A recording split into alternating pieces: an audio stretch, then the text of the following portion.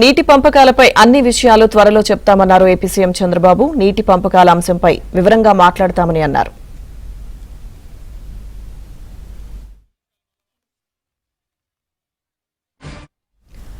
నీటి పంపకాలపై అన్ని విషయాలు త్వరలో చెప్తామన్నారు ఏపీ సీఎం చంద్రబాబు. నీటి పంపకాల అంశంపై వివరంగా మాట్లాడతామని అన్నారు.